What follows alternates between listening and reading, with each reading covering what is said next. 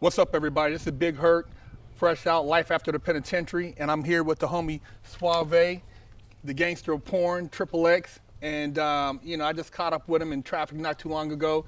He got out after doing a little stint, so I want to catch his story and see how he's been doing. So let me introduce the homie right here, and let him tell you a little bit about himself and how he grew up and where he's from. What's up? Hey, my name's SUAVE'XXX, the gangster of porn, aka Wadzilla. You know what I'm saying? I'm the nigga that put Superhead in the game, Roxy Reynolds, a lot of the great porno stars y'all jacking your dicks off to today. So I'm here with Big Hurt, man. He invited me to come through, do this interview.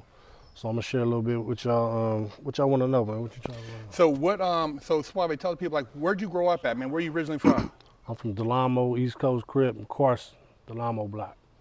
Okay. It's right between Compton and Long Beach, for y'all that don't know. And that's Southern California, y'all. We're out here in Cali right now, so in case you don't know. And what was the incident that led to you going to prison? Motherfucker snitching. Actually, this him right here. Oh, you got the paperwork? Yeah, I got the paperwork on my people, man. The dude snitched on me. His name is Patrick Pratt. You can see in his bottom sentence right here. They memorized him. He said he wanted to speak to the feds. His name is Patrick Pratt from Pennsylvania. He hails from Maryland, you know what I'm saying? Hot boy. He lives in the DMV area, so y'all run across his light-skinned ass and run. So what actually happened? What happened was we had a thing where I was mailing him packages of cocaine and weed. Sometimes it'd be weed, sometimes it'd be cocaine. Okay. And he got caught with the box. And straight up, they read him his rights and he said, I want to speak to the feds. Wow. And cooperated immediately. I don't even think they had the handcuffs on the boy yet. See, that's what I'll be telling y'all. A lot of these cats out here in the game talking about they gangster, soon as they motherfucking put them cuffs on them or get to even coming close to putting cuffs on them, they start telling. They fold like a lawn chair. So what happened after that, after he told, so what did they come get you immediately after that, or what happened? Well, when he said he wanted to cooperate, they actually instantly set up a phone tap, and he called me and set me up over the phone. So they got they got the physical with the package, they got the verbal, you know what I'm saying, with him calling me. And his dumb ass had prior package receipts in the backseat of his car. So when they searched his car, they seen that it was, he told them, we did this multiple times. Oh, wow. You know what I mean? He just gave us so much information. He's the nigga that shut down Green Dot. He told about the Green Dot car and all that. Y'all remember when Green Dot was shut down? Yeah. Yeah, that's that hot ass nigga that got that shit done. They were trying to restructure their shit. So did you get arrested in California? Yeah, I was actually at a 24-hour fitness that we frequent in Sherman Oaks, and I was walking out with my 8-year-old son at the time, and my little lady friend I was working out with, and we walking through the little like an outdoor mall area towards the car, and 5 guys surrounded me. A couple of them had like Jiffy Lube outfits, short sets on and stuff. Oh shit! And like, hey, could you step over to the side? And I'm like, well, you want an autograph or something? And dude just reached in his shirt and pulled out the Marshall badge. Oh, wow. And I'm like, so I'm like, look, man, don't pull out no guns. I got my son right here. You know what I mean? Ain't no guns on me. Let's step to the side, like y'all said, and keep this, because it was like 2 o'clock in the afternoon. This is my home gym. Mm-hmm. A lot of celebrities and people that know me be there, you know what I mean? So, it was kind of embarrassing. So I stepped to the side. They said, just be cool with us. We'll let you know what the charges are. You know anything about this? I said, I don't know. Me gangbanging from the 80s, all kind of shit's going through my head. What the fuck is this about? You know what I mean? So when they finally got me in the car cuffed, after I gave my phones and everything to my son, and my money and my jewelry, and told him to call his mom, they got me in the car and told me they got me for drug trafficking, money laundering, and conspiracy. Oh shit! So I've never been charged with that type of shit before, but that's some fucking. And was that state or fed? That was state. Okay. Yeah, when I got to the state of Virginia, they held me in LA, they extradited me. I got to Virginia. I tried to fight extradition, shit didn't work. So I got to the state of Virginia. The DA didn't want to bound me over to the feds because he figured this is a big case. Mm-hmm. He was trying to get DA of the year, which he got because of my case and another dude's case. And they just blew my shit way out of proportion. They threatened me with 120 years. And $1.5 million restitution. You know what I mean? All I gotta do is cooperate and all that shit. And I'm like, you know what? Check my jacket, my record. I don't do that. We don't do that out here on the West Coast. So they was like, all right, fuck it. We're gonna give you 11 years then. Oh, wow. So So I took that like a shot of Patron, man, and hit the yard.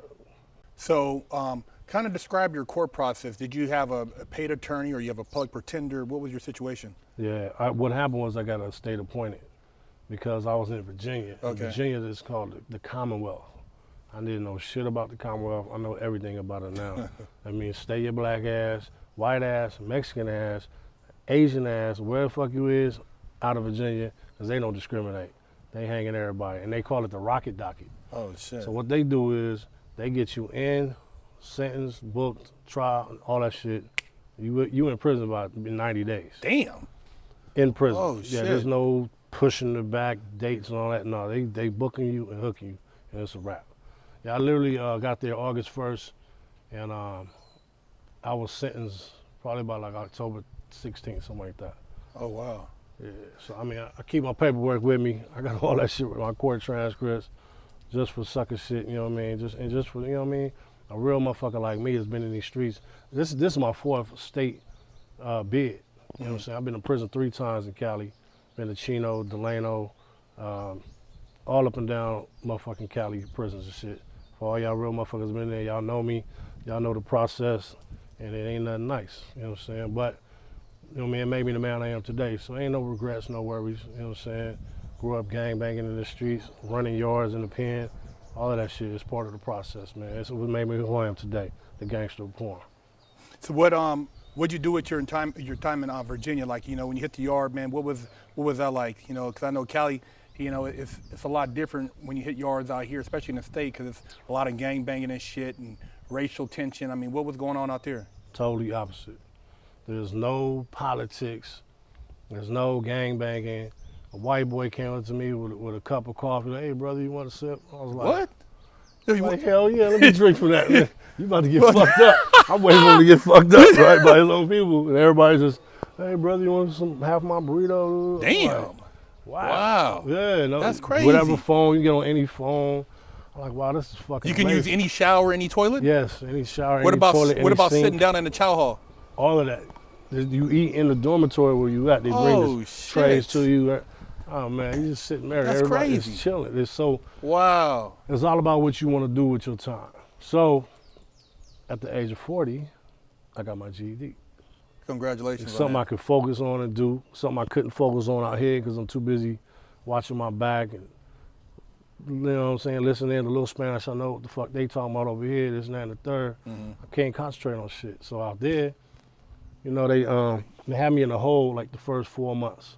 They were like, yo, all right, where y'all even go to? We just thought you was out here gang banging. We seen your tattoos. They were scared as fuck of me, so they had me in the hole.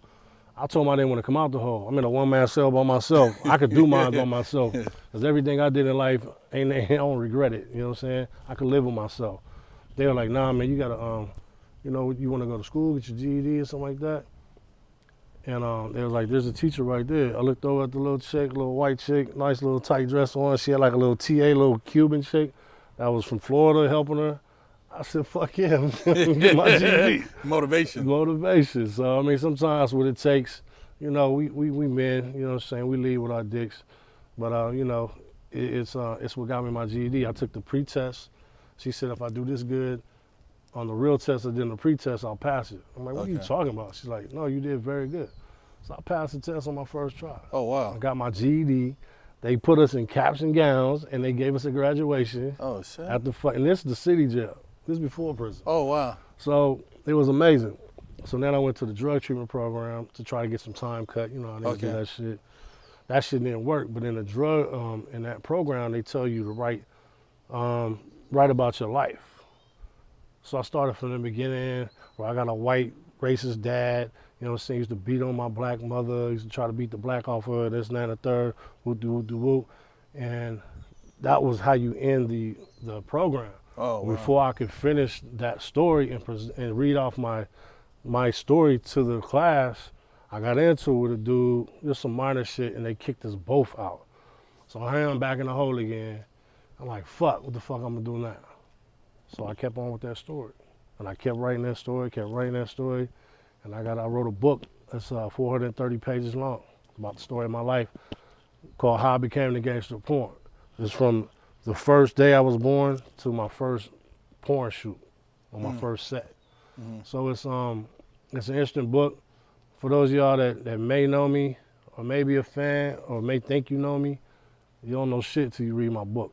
And you read, and you'll learn why I'm the fucked up person I am mentally today. I mean, I'm a cool brother and everything, but it was a process to be a grown-ass man I am today at 45 and still alive. So if you get the book, man, I self-published it myself.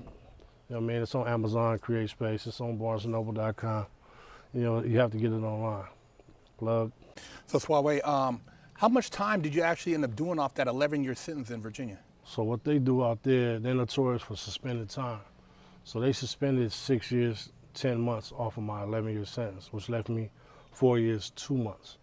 Now, out there, everybody does 85%, unless it's a misdemeanor, which you ain't going to prison for misdemeanor. So everybody does 85%. So I had to do 85% of 4 years, 2 months, which ended up being 3 years, 7 months, and like 2 days. So were you pretty much, okay, as you got closer to being released, knowing that you had to do this time, what did you do to prepare yourself up on release? What were your plans? Well, my main focus was I wrote my book in prison, I created my book during prison, and I released my book the day I got released. So my full concentration was getting my book out, and I financed it myself and everything. Because towards the end, I got to go to a work release program and all that shit during my incarceration, which helped me fund my book process. So that's why it was, it was a hell of a project to do. First time doing it on my own, started my own company. I bought my own company in Nevada Corp, all that shit from prison. So I got out to a project, you know what I mean? But without no money now, because all of my money went into getting the book done. Now I got a finished product. Now I got to come with the money to order some, to sell some, to keep that going. And so that's what I've been doing now. Because I'm still currently on parole. They got 5 years of parole. And they don't play. They like, we want to get all 5 years. And if I get caught singing too loud in church, they going to give me that 6 years, 10 months right back. So what was the first thing you did when you hit the block? Shit, got a drink. I got in the car, my homegirl, Kelly Stacks, what's up, baby?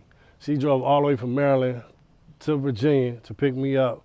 And in the parking lot of the prison, I popped a bottle of Mo, you know what I'm saying? And drank that as we got onto the freeway, getting the fuck out of the state of Virginia. From there, I flew to Atlanta, and I met up with Pebbles, Vita, Valentine, and my boy D-Rock and people like that, to go drive to Tennessee to go see my family, my mom and everybody on my mom's side. So I stayed out there for a couple of days, then I came back to Atlanta, went to Club Blue, had a coming home party. Sky Black came through, man, represented, blessed me, and we did it real big. I went straight from the club to IHOP, ate, got to the airport, got on the plane, got to LAX, straight from LAX. It was like 3 in the afternoon. I had my family meet me at GS, so I went from LAX to GS, met my kids, my grandkids, my baby moms, everybody was happy to see me. I stayed there, it was a Sunday. That night, ended up going to Secret Sundays, and then 2 days later, shot to Vegas to go to the porn convention, because that was that next weekend, like the 21st or something like that of January 2014. And shit, I'm not 2014, it was 2016. And January 14, 2016. So, and from there, I mean, I just been going the whole time. I came back from there, I checked in on my PO, and I just still been going, running, doing book signings, doing clubs, partying, eating well, drinking too much. But I had a good stint when I got out to do the workout, keep the prison body going. But that shit wears out after a while. What have been some of the challenges since you got out now, as far as that's changed since before you went in? Because a lot of things have changed. I know when I did my time and got out, the industry wasn't the same. The porn industry's changed, so I had to do other things. Yeah, the porn industry. I did my last scene right before I got locked up, 2012, in April with Johnson James. What's up, baby?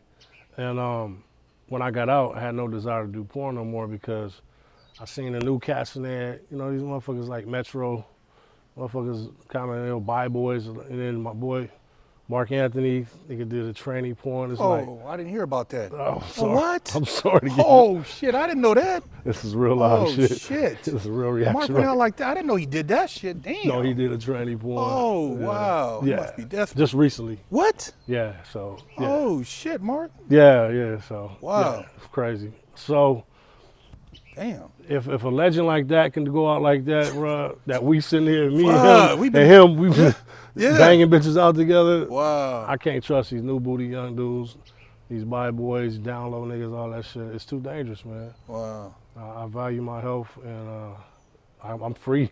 I want to Yeah. stay healthy when I'm free.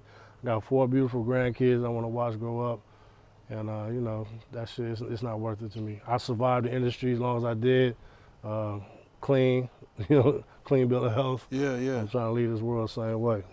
I meant to ask you too, while you were inside, what was some of the craziest shit you saw? Because I know in Cali, you know, it's a lot of, you know, motherfuckers getting stuck. You know, you hear about people getting raped. What was the craziest thing you saw while you were doing time out there in Virginia? Oh, this motherfucker fucked this goddamn CEO up. It was my boy. His name was Gator. What's up, Gator? Out there in Virginia. Shout out to Virginia DOC. But and all my niggas in Virginia that I was locked up with. But my boy Gator, man, Gator had like 45 years. Damn. Gator was like 35. And the CEO was talking shit to him, telling him to lock it down, lock it down. So Gator's like, I'm walking to my cell, I'm about to lock it down. So the CEO was like, hurry the fuck up. He, you know, my boy Gator like, shut up, bitch. He was like, your mama's a bitch. So Gator started walking towards the CEO. Like, why don't you say that when I get up there? He's like, come on. And so the stupid ass CEO stood right there, and the gates is right there for him to walk out. The CEO stood right outside the gate, you know, inside the motherfucking cells in the freeway, and kept talking shit. Gator got a hold of his ass and mollywopped that boy. Broke his eye socket, fucked him up. Damn. Big tall motherfucking, I think he was like white Mexican, some shit, fucked him off. This Gator didn't give a fuck. He had all that fucking time, and humbled the shit out that CEO. I seen him again after that, and and he was a different dude. Very humble after that. That's a humbling experience. And then all the CEOs tried to come and help him. They tried to open the gate, get in here, and try to pull him up. Man, it was a crime scene, man. It was a crime scene. There was all kind of red bags, biohazard bags everywhere. Oh shit. So, what are you doing right now for work? What's your gig? Right now, I mean, I don't have a gig because I got this whack ass child support case that they trying to take money off my shit. So I'm not using. I'm an ex-con. They don't want to hire me. Excuse. It's really a legit child support case. The kid ain't mine. But since I signed the birth certificate, don't ever sign the birth certificate ever. I thought it was my kid. I signed the birth certificate. Now I'm legally bound to that child and legally responsible for the kid. The nigga about to be 19. Mm. And I got $70,000 worth of child support. It's crazy. So outside of that, I've just been pushing my book, man. Doing club promotions. Okay. Using my entity, my celebrity status to try to get money in, doing club hostings, Okay. book tours, stuff like that. What do you ever have any flashbacks about going back to prison or have prison flashbacks? I know I have nightmares of being in that motherfucker sometimes. Yeah, I mean, you got to, because you got to remember where the fuck you was at when you was told when to eat, shit, piss, take a shower. You know what I mean? Sit down, get down, buzzer go off, you better stay down, or they gonna shoot your ass. I mean, you gotta remember all that shit, man. You gotta remember being in a cell with a motherfucker, 4x6, you know what I mean? Motherfuckers, 2 of me in there, it's not enough room, and you gotta share a sink and a toilet. You know what I mean? You shitting and pissing in front of motherfuckers, showering in front of motherfuckers. You gotta remember all that shit.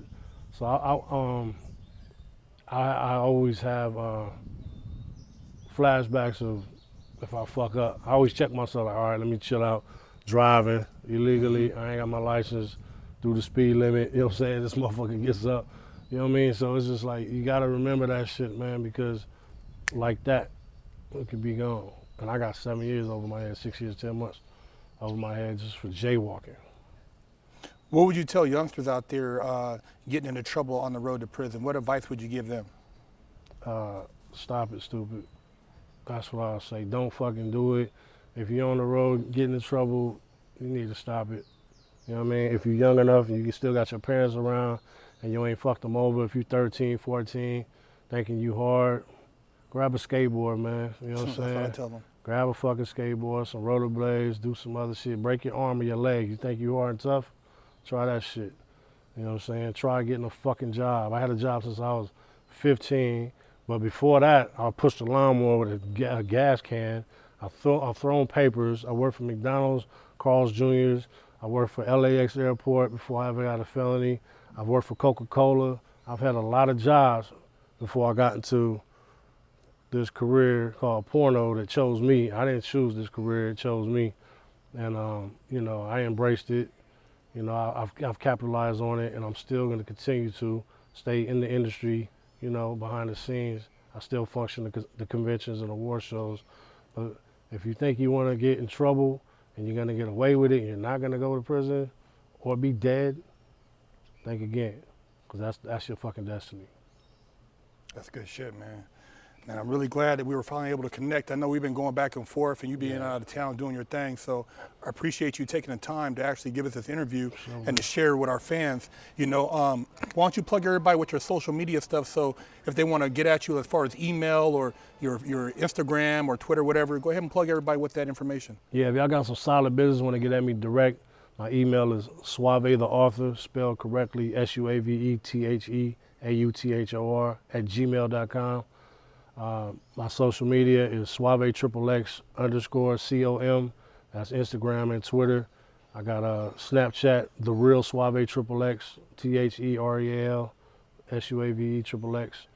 And like I said, if you want to get my book, it's called How I Became the Gangster Porn, 430 pages, like 27 chapters with an epilogue, detailed fucking. This from when I was married. A lot of people don't know SUAVEXXX at the age of 18 was married with 3 kids at 18. You know what I'm saying? Dropped out of high school at 17, moved out the house, married a lady that had 2 kids and just had my daughter at the age of 18. Took that responsibility and ran with it, man. Made the most of it. Marriage don't last forever. People don't last forever. People grow apart, whatever. As soon as I did that, I ended up in prison. But I got out of prison chiseled in shape, and that's when I got discovered in the porn industry. So, I mean, everybody likes a happy ending. So far, so good, you know what I mean? Everybody pray for me, I appreciate it. SUAVEXXX, I'm the gangster porn. Y'all know me as Wazilla, you know what I'm saying? Lady killer, that's what I do, man, salute.